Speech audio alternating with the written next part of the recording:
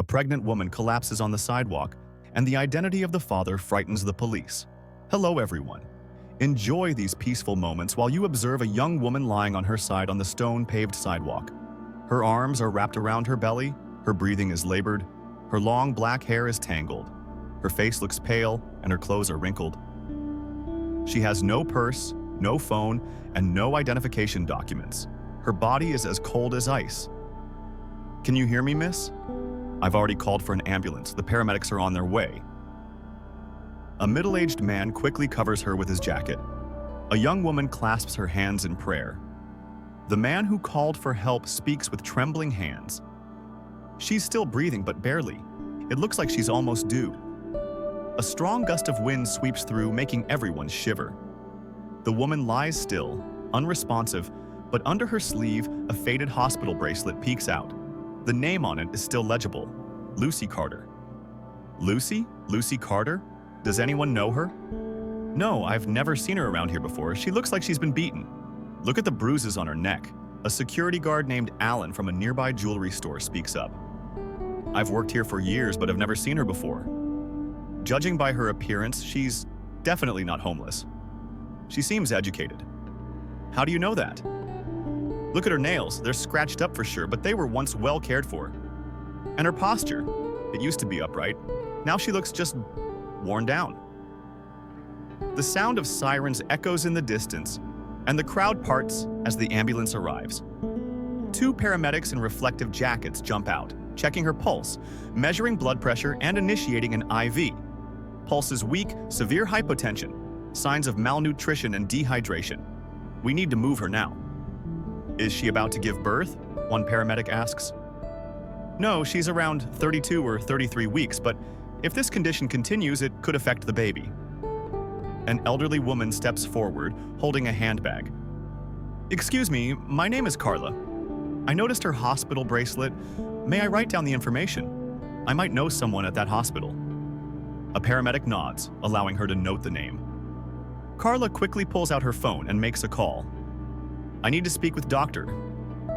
Daniel at St. Mary's Hospital. It's urgent. There's a young woman named Lucy Carter who seems like she was a patient there. She collapsed in the street, pregnant, and has no ID. Meanwhile, the ambulance speeds off towards St. Charles Hospital. 1 hour later in the ER, female patient approximately 26 to 28 years old, 33 weeks pregnant. Status: hypotension, anemia, malnutrition, old bruises on the left shoulder, neck, and wrists. Dr. Joseph Clark, the attending physician, frowns as he reads the report and glances at the woman lying still on the hospital bed, her face ashen, one arm instinctively cradling her belly. Any reaction to the medication? Glucose and sodium have been administered. Fetal heart rate is stable, but the patient hasn't regained consciousness. Any family contact? No contact info. No phone. No documents. Just the bracelet with the name Lucy Carter. Call the police. This is a special case, possibly a victim of abuse. At the Central District Police Station, Officer Paul Dawson leans back in his chair after receiving the call from the hospital. Lucy Carter, no records in the missing persons database, no warrants either, but you say she was abused? Yes, a nurse's voice comes through the line. She's clearly malnourished with bruising on her neck, both recent and old. Her wrists show signs of having been tied. She's not speaking much. She just keeps repeating one sentence in a daze. What sentence? Please don't let him find out I'm here. Paul goes silent. Did she say a name? No, just that line 3 times. All right, I'm heading to the hospital now. Paul enters the hospital room where Lucy is lying in bed. The head nurse and Dr. Joseph Clark are at her side. You're the officer? The doctor asks. Yes, Paul Dawson. I got the call about Lucy Carter. We still don't know much, but the doctor hesitates. There's something. What is it? She's waking up. Lucy slowly opens her eyes. They are dull brown, clouded with exhaustion but filled with deep fear when she sees Paul. She instinctively recoils. No, I didn't say anything. Please don't make me go back. Paul raises his hands gently. Miss Carter, I'm a police officer. I'm not here to hurt you. I'm here to help. No one can help me, Lucy whispers. They have They found me. No, no one's found you. But I need to know who he is. Who are you running from? Lucy says nothing, closing her eyes again. Tears slip down her cheeks. Please don't let him know I'm here. Paul sits beside her, speaking slowly and gently. I can't help you if you don't tell me what happened. You have the right to be protected. So does your baby. Lucy clutches the edge of her blanket, her lips trembling, but she says nothing more. That evening, Paul returns to the station with a heavy mind. He searches the National Police database for any record of Lucy Carter. Nothing. No missing person report, criminal record, or birth certificate. There's not even an active social security number. That's impossible, he mutters. A woman this pregnant doesn't just vanish from the system. His younger colleague, Evan Roberts, walks in holding 2 cups of coffee. You're looking into the girl from the square, yeah? Yeah, there's nothing on her. She's like a ghost. Maybe someone wiped her clean. Paul looks at Evan, his eyes darkening. If that's true, she's running from someone very powerful. Doctor. Joseph, her blood pressure dropped again. Slow the 4-drip monitor, fetal heart rate closely. Prepare the crash cart just in case. The nurse rushes out. Lucy drifts into a half-conscious state again, cold sweat beading on her forehead. Dr. Joseph turns to Paul, who stands in the corner of the hospital room. She hasn't said anything else. Paul shakes his head. Just that same line. Please don't let him know I'm here. No name, no details. But her face, that's not ordinary fear. That's the look of someone who's been pushed to the edge. We ran an MRI. No intracranial injuries, but her body is severely depleted. The baby's fine for now, but if her mental state doesn't improve, there's no telling what could happen. Paul sighs, his voice low. Doctor, have you seen signs of abuse before? Joseph nods. No need for a second look. The bruises on her neck and shoulder are typical of someone being choked or restrained for a long time, especially the faint scars on her wrists, likely from being tied with plastic cable or rope. She's never been a patient here before. Paul glances at Lucy, who is now breathing more steadily but with her eyes closed. A growing urgency swells inside him. If he does nothing, she could vanish again tomorrow. At a small bar near the hospital, Paul meets up with his trusted colleague, Detective Michael Adams. What are you getting yourself into, Paul? This girl, Lucy Carter, something's off. No ID, no records, but she has a hospital bracelet. She's been treated somewhere, and most importantly, she's been abused, no doubt about it. Michael takes a sip of his drink, frowning. You sure she's not suffering from a mental disorder? Maybe she's imagining it all. No, Michael, I saw it in her eyes. That fear was real.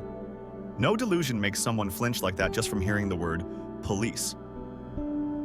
Michael hesitates. What do you plan to do? Investigate. I want to know why she disappeared from the system, why no one knows her. I'm starting with that hospital bracelet. Which hospital? St. Mary's Hospital. The next morning, Paul goes straight to St. Mary's Hospital.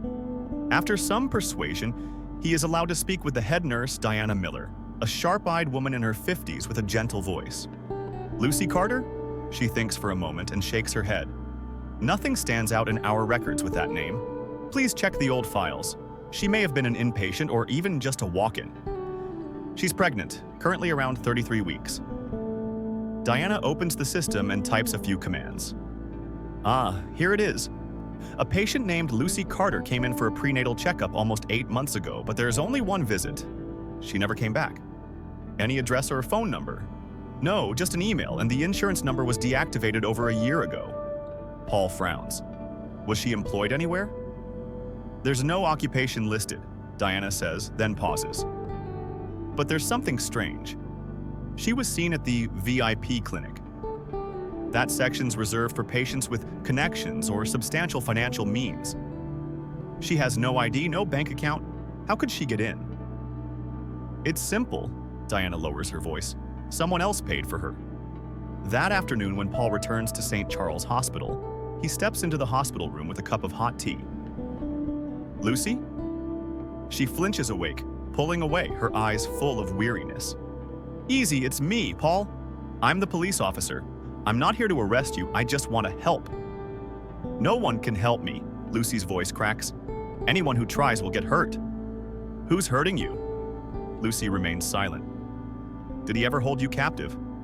No response. Did he force you to get pregnant? Tears streamed down Lucy's face. She nods faintly. Lucy, I need to know his name. I can't. Why not? If I say it, he'll kill my baby. I swear he said he'd never let this child be born. Paul clenches his fists. You're not alone. You don't know who he is. Then tell me. Lucy looks at him, eyes brimming with tears, but she shakes her head. There's only one person who could understand me, but she doesn't want to see me anymore. Who? Maria. Paul begins searching that name. It's not easy. Maria is a common name. But using the records from St. Mary's Hospital, he finds an email. Mariac_Thompson@outlook.com. The legal part catches his attention. A lawyer. After a few phone calls, he finally reaches Maria Thompson, a lawyer who studied at Columbia University. When I called her, her voice trembled. Lucy, oh my God, she's alive. She's at St. Charles Hospital, pregnant.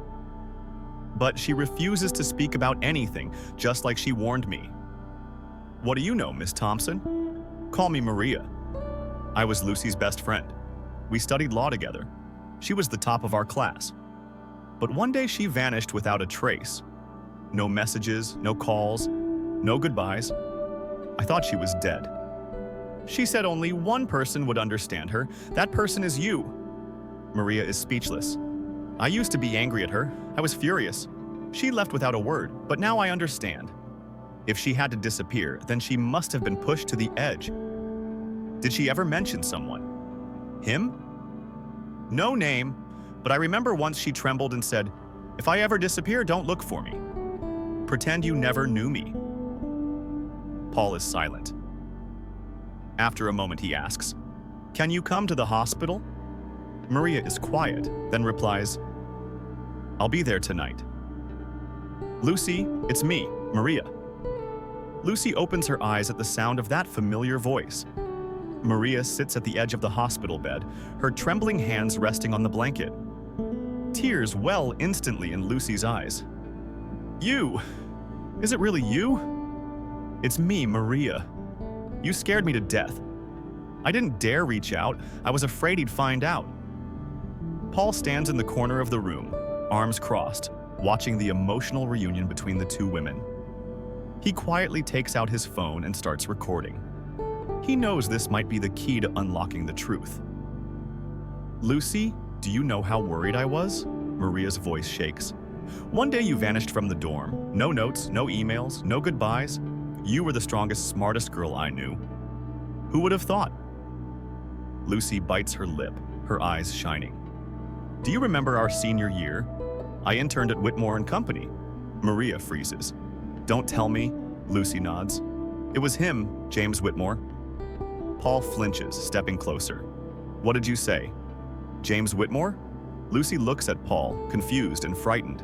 You said you'd help me, but he's powerful. He controls everything. Please go on. I promise everything you tell me will be completely confidential, but I need the truth. Lucy pants, gripping Maria's hand like it's her last source of courage. I was selected for an internship at Whitmore & Company at the end of my junior year. I thought I was lucky. James noticed me on the first day. At first, I thought he was just being friendly. Then he started calling me into his office alone, asking me to work after hours. He sent gifts, then he touched me, Maria asks, squeezing Lucy's hand. Lucy nods. I refused at first. He stayed silent, but then one night he forced me to stay late. I was locked in the office. Paul clenches his jaw. Did you report it? No, I knew no one would believe me. He has lawyers, the media. I was just a student. Who would believe me? Maria bows her head. I'm so sorry. You didn't deserve this. Lucy continues, her voice breaking. After that night, I quit the internship. I didn't go back to school. I just wanted to disappear. Then I found out I was pregnant. Paul asks quickly, and he knew? I kept it secret. I went to a small clinic, but 3 weeks later he showed up at my apartment door. He knew everything. Maria whispers, "Damn it." He took me to a place, a mansion in the suburbs. No address, no phone. I was locked in. He told me to get an abortion. I refused. Paul narrows his eyes. Then what did he do? He started tightening the lockdown. No internet, no contact with anyone.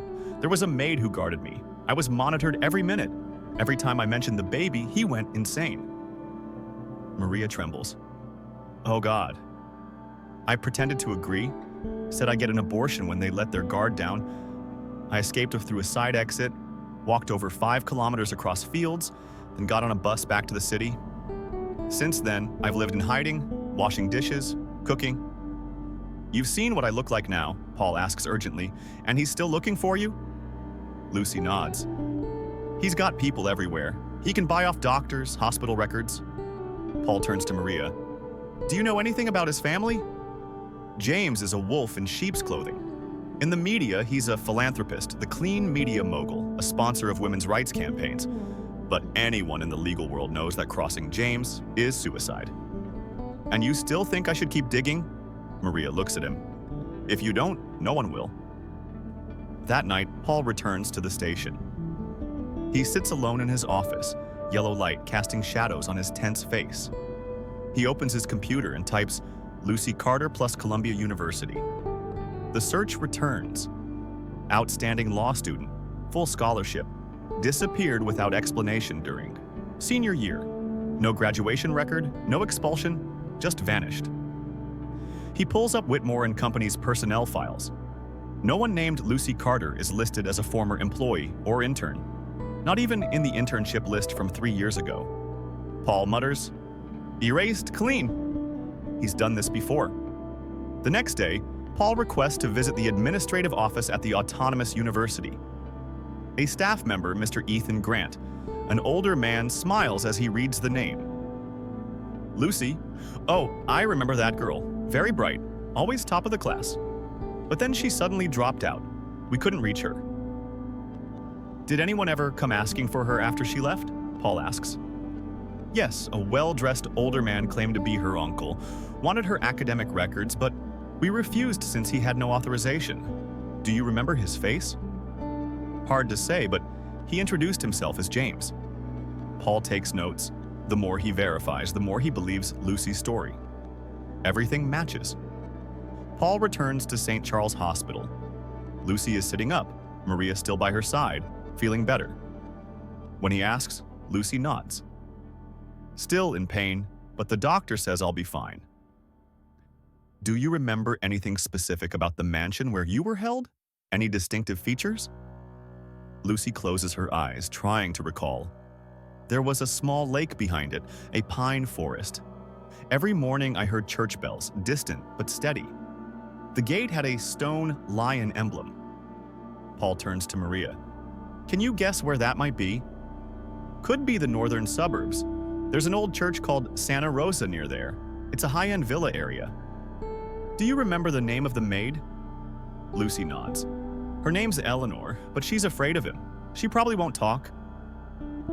Paul writes everything down. Thank you, Lucy. Every detail matters. I won't let him hurt you or your baby again. Lucy looks at him, her eyes shining. You aren't afraid? I am, but I'm more afraid of silence. The name James Whitmore is no stranger to me. Michael Adams grimaces as Paul fills him in.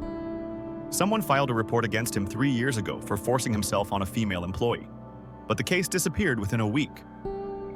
Disappeared? The family withdrew the complaint. James's lawyer showed up with a psychological support settlement in the 6-figure range. The girl disappeared from Spain shortly after. Paul clenches his fists. We're talking about a calculated predator with money, power, and connections. And if Lucy's telling the truth, she's not the first victim and definitely not the last. Michael nods. Is there a way to trace financial transactions between James and any clinics? Paul asks. It's going to be tough. James knows how to cover his tracks, but if we can find out the exact clinic Lucy went to... Paul pulls out the note he scribbled earlier. Reyes Clinic, partially owned by Whitmore and Company. Sounds familiar?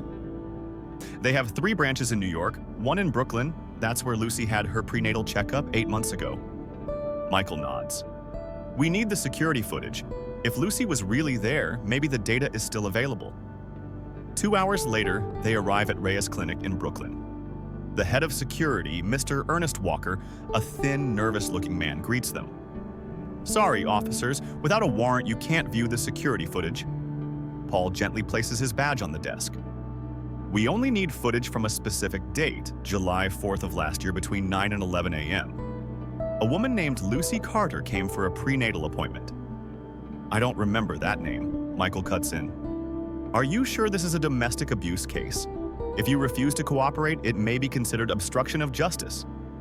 Sweat beads on Ernest's forehead. Hold on, let me check the system. 15 minutes later, Ernest returns, avoiding eye contact. I'm sorry, the camera footage from that date has been deleted. Deleted? Paul growls. Why? We only retain footage for 6 months, then it's automatically erased. What about patient records? Only the attending physician has access to those. Paul stares him down. Who are you protecting? Ernest trembles. I was just following orders. Someone from the executive office called down and said to delete records of a patient named Lucy. I didn't ask questions. Michael goes silent. James intervened directly. Paul turns away, his eyes darkening. Back at the station, he calls Maria in for a private meeting. I need your help. With what? You're a lawyer. I need you to file a legal request to access records from the university, St. Mary's Hospital records, and Reyes Clinic. Based on Lucy's testimony, we have grounds to suspect abuse and unlawful detention.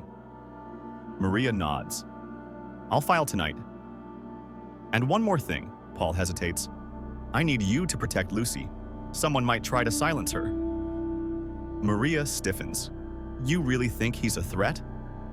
If he knows she's alive and still pregnant, he won't hesitate. Maria bites her lip. I'll stay at the hospital until this is all over. The next day, Paul receives a text from an unknown number. Her records are gone from the system.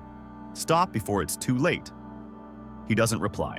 Instead, he opens his laptop searching for James Whitmore, a powerful businessman, chairman of Whitmore and Company, a media empire controlling 3 national TV networks, 6 major newspapers, and 10 news websites with ties to politics, the military, and the church. A living monument, untouchable. At the hospital, Maria answers a call from an unknown number. Hello? You're Lucy's friend, right? Who is this? My name's Thomas. I used to be Mr. James's personal driver. I know what happened to Lucy and I want to help. Maria grows wary. How did you get my number? I overheard her mention you when I worked at the estate. I know she didn't do anything wrong. I have proof of what James did.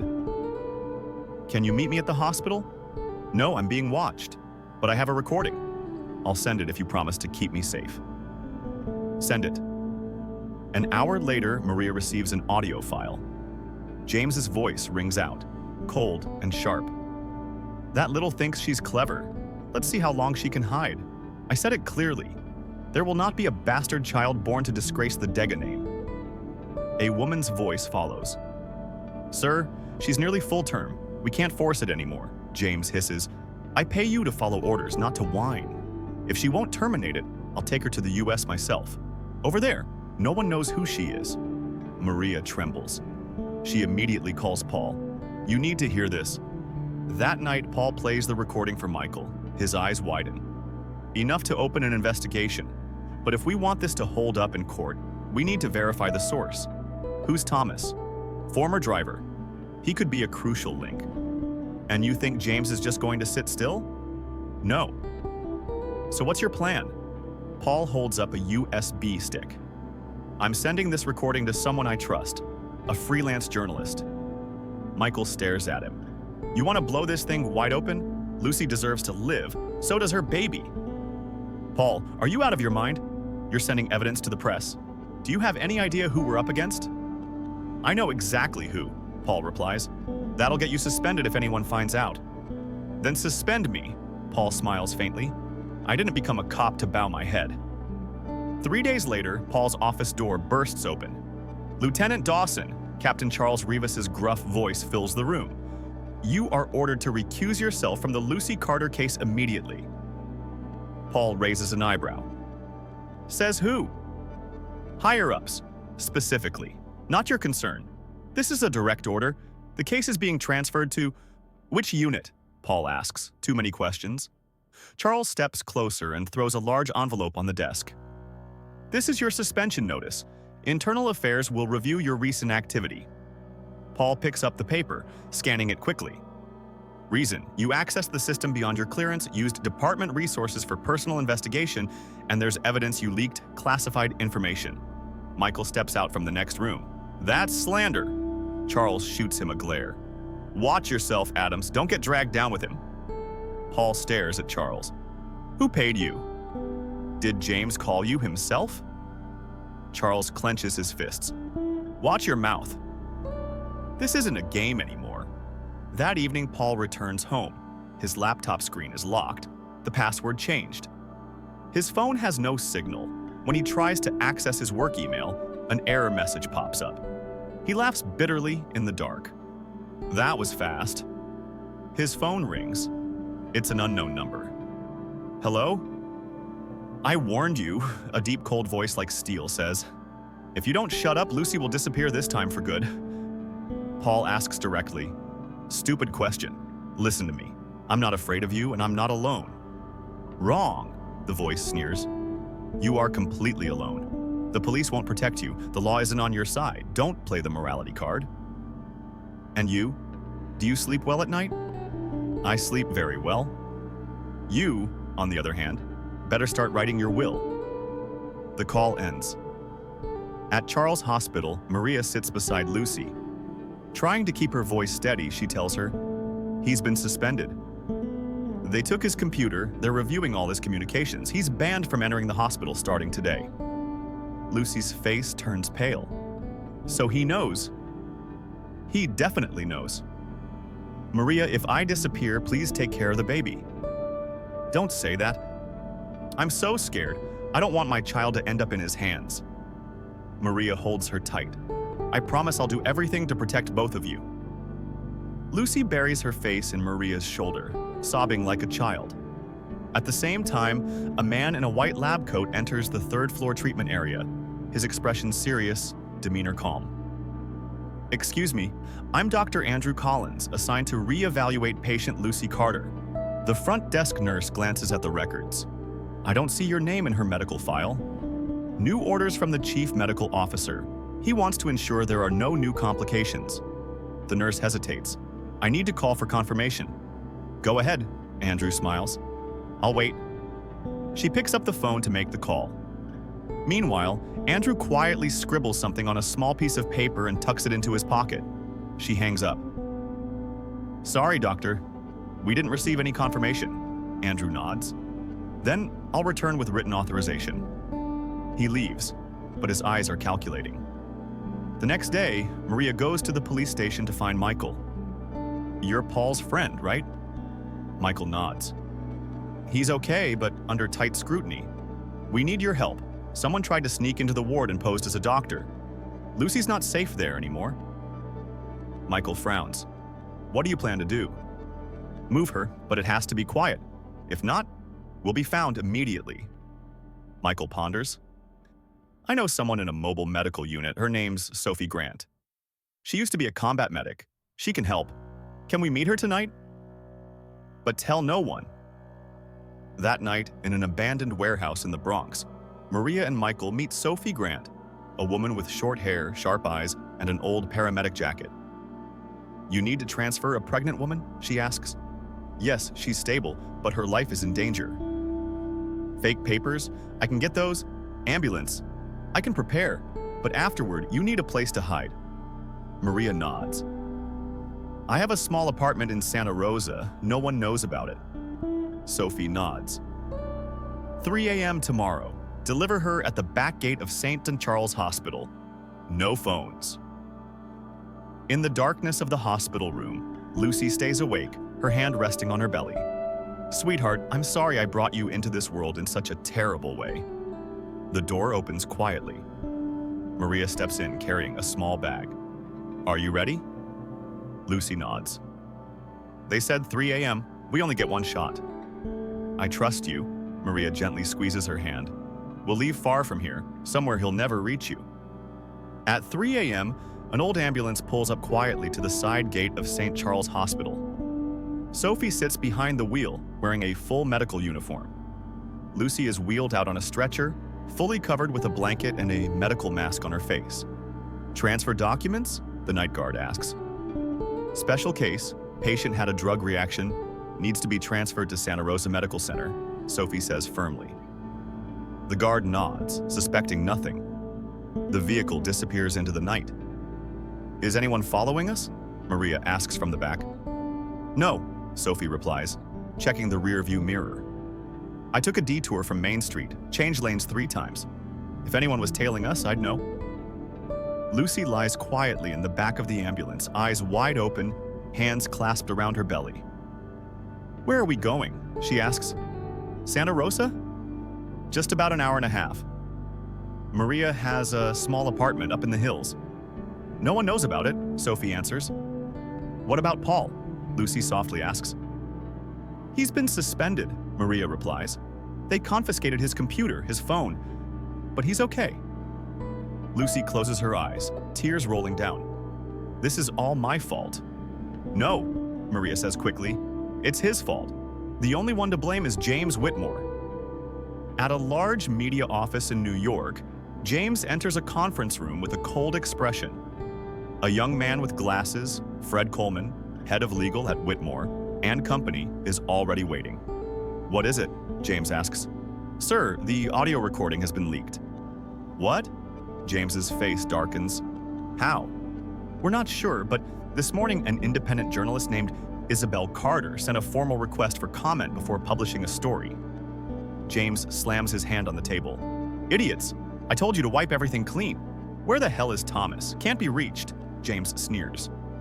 He'll regret betraying me. Should we call in then, a special contact? James is silent for a few seconds, then nods. Call Henry. Tell him to clean up, like last time. Paul sits in a quiet cafe, using a burner phone to call Isabel Carter. Did you receive the audio? Yes, I ran it through voice recognition software. 98.7% match with James Whitmore's public recordings. Have you been threatened? 3 times today, Isabel says with a dry laugh, which only confirms I'm on the right track. When do you plan to go public?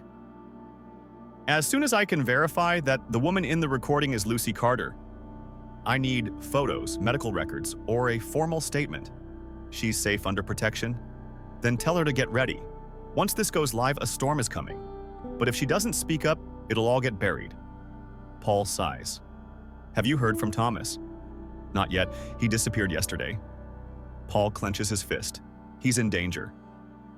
In the small apartment nestled in the Santa Rosa Hills, Lucy sits by the window, gazing at the distant pine trees. Maria places a hot cup of tea on the table. Are you still scared? Lucy nods. I feel like no matter where I go, he'll find me.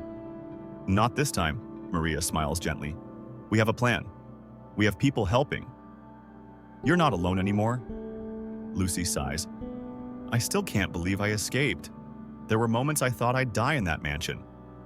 You've never told me the full story. What happened inside? Lucy clenches her fists. At first, he let me stay in my own room. There was a bed, books, but when I refused the abortion, he changed. The windows were sealed, the lights turned off every night. I was fed once a day. No one spoke to me except the maid, Eleanor. Eleanor, did she help you? She was kind in her own way, but she was scared. I once asked her to send a letter out. 3 days later, he beat me so badly I broke a rib. Maria grips Lucy's hand. He's a monster. I dreamed of escaping, but the mansion had 3 gates, cameras everywhere. I only got out because he was drunk, had guests over, and forgot to lock the back door. Maria's throat tightens. I'm sorry for not finding you sooner. Lucy gives a sad smile. No one's to blame but him. Meanwhile, at an abandoned parking lot on the outskirts of New York, Thomas leans against a shipping container, panting, shirt drenched in sweat. His phone buzzes. Thomas? Paul's voice comes through. You, Paul Dawson? Yes. Are you okay? No, they're hunting me. I think they found out I sent the recording. Where are you? I can't say. I just wanted to tell you James isn't just after Lucy. There are other girls. I drove 2 of them to the airport once. They cried like children, but no one ever speaks. Do you have proof? I have hallway footage from the mansion, but I've hidden it. Meet with me. I'll protect you. No, I don't trust anyone anymore. But if I die, the video will go to Isabel Carter. Paul grips the phone tightly. Thomas, stay alive, please. The call ends. That night, in the Santa Rosa apartment, Maria opens her laptop. There's news. Lucy sits up. What is it? Paul messaged. There are more victims. Thomas, James's former driver, confirmed it. There might be video and other evidence. Lucy hesitates. Maria, if they want me to go public, I'll do it. Are you sure? I don't want to keep hiding. I want my child to grow up in the light, not in the shadows of silence. Maria tears up. You're incredibly strong. No, I'm just tired of being afraid. Paul, what the hell are you doing? You've been suspended. Michael bursts into the small rental room, where Paul is temporarily staying after losing system access. I'm doing what we should have done from the start, Paul replies, eyes fixed on his laptop. You're illegally accessing the national database. If they catch you, you'll go to jail. I know, Paul says, handing him a USB. But this is worth the risk. Satellite images of the mansion where Lucy was held from a private security firm I worked with before. Michael opens the files. A sprawling mansion appears on screen. That's exactly what Lucy described. There's more. Paul plays another video. This shows vehicle activity. 3 appearances by a private ambulance. Same plates as a front for an illegal abortion clinic in southern New York. Michael clenches his fists. What are you doing with this? Giving it to Isabel Carter. She already verified the voice recording. The article goes live tomorrow morning. You think going public is the best way? No, but it's the only option left. At the Santa Rosa apartment, Maria receives a message. Lucy, you need to be ready. Lucy turns, hand on her belly. What is it? The report will go live tomorrow morning with your real name, with everything. You can still say no. Lucy stays silent, then softly says, No, I've been silent long enough. Maria looks at her with pride. I'll be by your side no matter what. At 6 a.m., sharp, the homepage of The Free Voice blazes with a red headline, The Imprisoned Lover, Scandal of Media Mogul James Whitmore. Below is a photo of Lucy, her face covered, her pregnant belly visible, along with the audio recording of James's threats, satellite images of the mansion, and testimony from Thomas, the driver. The media explodes. Twitter, Facebook, Instagram, forums, all flooded with outrage. A monster in angel's clothing. How many victims are there? The media won't stay silent anymore. At Whitmore and Company headquarters, James smashes his phone against the wall. Fred, call the lawyers. Shut that website down. Fred looks pale. We can't stop it. The report has been mirrored everywhere. International outlets are picking it up. CNN, BBC, The Country, The Vanguard, they're all reposting it. Take them to court. Sue for defamation, tarnishing my name. It won't be easy, sir, Fred says quietly. The Judicial Oversight Committee just announced an official investigation. James freezes. What? They'll summon you within 24 hours and an asset freeze is on the table. James grits his teeth. They dare! Paul leaves the cafe, crossing the street to where Isabel Carter is waiting. Congratulations, she says, offering her hand. You did what the police wouldn't dare. Too early for that, Paul replies, shaking her hand. James isn't down yet, but he's lost control of public opinion, his biggest weakness.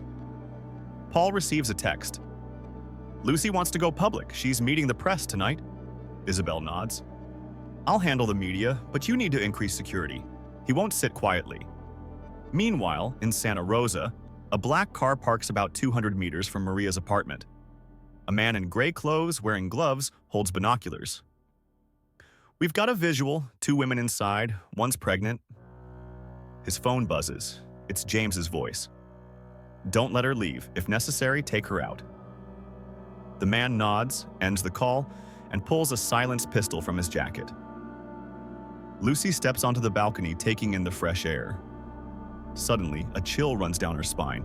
She spots a glint of light from afar, like a scope lens. "Maria, what is it?"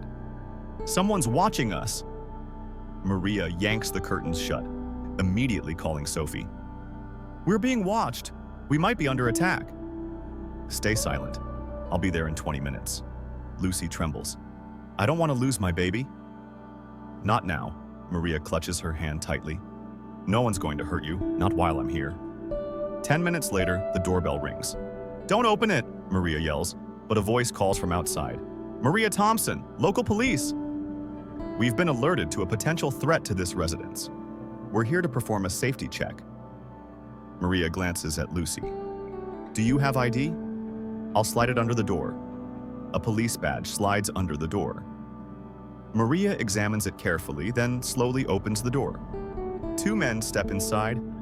One is indeed a real officer. The other, Maria recognizes instantly, Andrew Collins, the man who impersonated a doctor at St. Charles.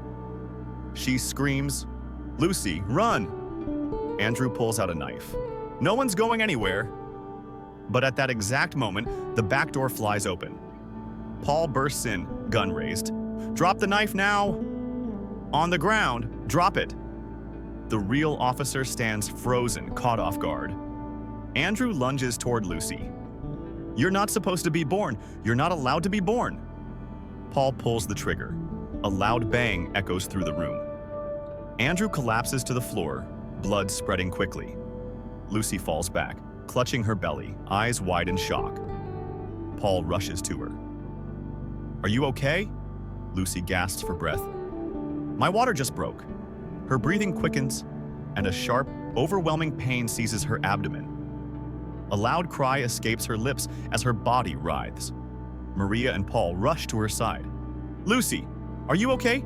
Maria shouts, hands trembling. Lucy bites down on her lip, trying to stay calm. "No, the baby, I can't. We have to get to a hospital now," Paul says urgently. Maria grips Lucy's hand, trying to steady her voice. "Just hold on a little longer. We're getting you to safety." "We can't wait!" Lucy cries, tears rolling down her cheeks. I can't!" Paul turns to Maria, his eyes burning with urgency. "We're out of time. She needs emergency care." Maria nods and stands quickly. "Sophie's on her way, but we can't wait for her." The 3 rush out of the apartment. The quiet neighborhood is swallowed in darkness as night falls, but the dread chasing them never does. A few hours earlier at the Whitmore & Company headquarters, James sits in his private office, tension brewing in his veins. The news headlines across every screen in his office ignite a wave of panic in his chest.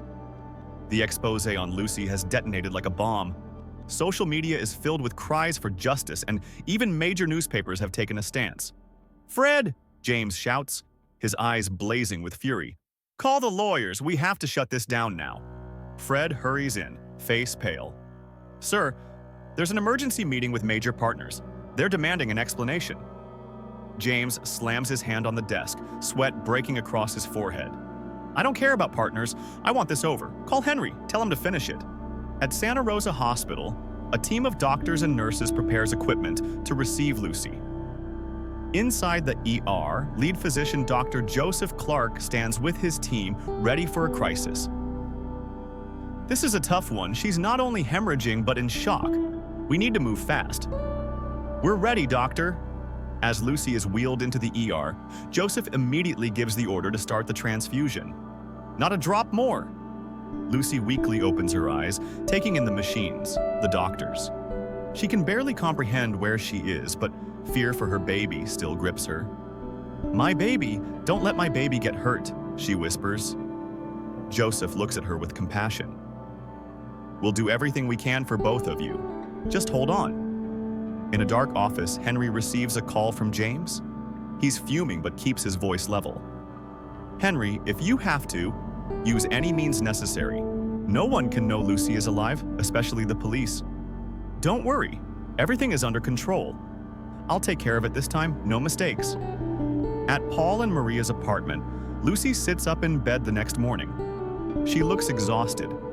but in her eyes is a quiet resolve. "I want to see Paul," she whispers, her voice soft but resolute. "I can't live in fear anymore." Maria nods, squeezing her hand. "He'll be here. You don't have to be afraid anymore. You're safe now." Just then, Paul steps into the room and, seeing Lucy awake, breathes a sigh of relief. What strikes him most is the fire in her eyes. "Lucy, how are you feeling?"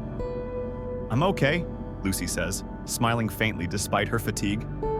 "I need to speak out. I can't keep running. My baby and I deserve a normal life." Paul sits down beside her, concern and admiration in his eyes. "Are you sure? James won't let this go. He has eyes everywhere." Lucy looks him dead in the eye, unwavering. "I don't care anymore. I want justice. I won't let him keep destroying lives." Paul nods, feeling her strength. "Then we'll do whatever it takes to put him behind bars." That afternoon, at Whitmore and Company headquarters, James sits in his office gripping a newspaper. The headline still echoes in his head: "The Imprisoned Lover, Scandal of Media Mogul." James Whitmore. Fred enters, worry etched across his face. "Sir, things are getting worse. Public outrage is growing. Reporters are flooding in. Isabel Carter just published a new expose on other victims." James slams the desk, furious. "What? Who's behind this? Tell me." Fred pauses, then says quietly, "Our major partners are panicking.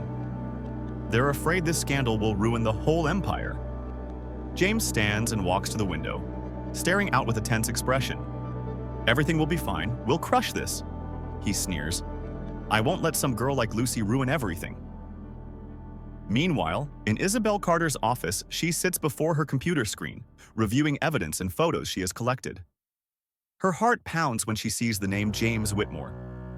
She has worked tirelessly, and finally, the most damning proof has come to light.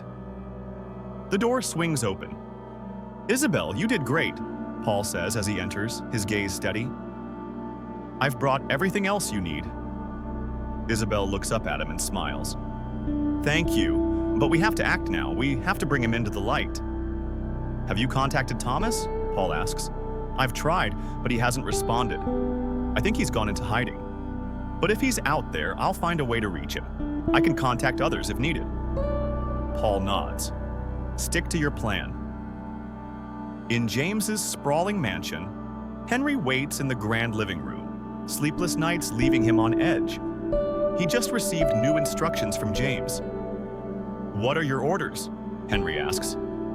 "Take care of everything," James replies quietly, his eyes sharp as blades.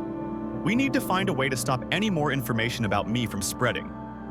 Henry looks at James, a flicker of coldness in his eyes. "So, what's the move?" "Erase everything, especially Lucy. If necessary, end it before it gets out of control." Back at the hospital, Maria stands outside Lucy's room, gazing out at the quiet surroundings. Lucy is still weak but stable. Her eyes hold traces of fear, but for the first time, there's also a glimmer of hope. "Maria, are you sure I should testify?" Lucy asks, her voice barely a whisper. "Absolutely. You're not doing this alone. We've got people protecting us," Maria says with a gentle smile, her hand firmly wrapped around Lucy's. Lucy feels the strength in Maria's grip and rests her head on her friend's shoulder, feeling a rare sense of peace. After confirming details with Isabel, Paul makes a bold decision. He will present all the evidence in a public press conference where Lucy will step forward and tell her story to the world. "We're not letting him walk away. It ends today," Paul declares. That afternoon, in front of dozens of reporters and television cameras, Lucy stands at the podium. She feels every eye fixed on her, but she's not afraid. This is the moment she has been preparing for her entire life. "This is the truth. I was held captive by James Whitmore. I was coerced, but today I stand here to tell the world I will not let him hide anymore." Reporters hurl questions at her, but Lucy stands strong. She knows this day will change her life forever. Police begin digging deep into Whitmore and Company, and soon enough, evidence of James's crimes surfaces. Lawsuits are filed, and the official investigation enters its final and decisive phase. James Whitmore, once a man who thought he could manipulate everything, now has to face reality. The truth is out, and no one can save him anymore. He faces up to 30 years in prison. The lesson from this story is the power of resilience and justice. Despite the pain and fear she endured, Lucy never gave up hope.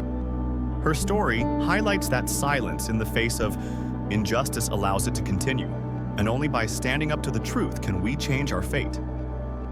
Moreover, it shows the importance of supporting one another during dark times, as a united community can defeat even the most ruthless forces. If you enjoyed this story, we invite you to like and subscribe to our channel. Your support motivates us to keep bringing heartwarming stories almost every day. We are very grateful for your support. See you soon.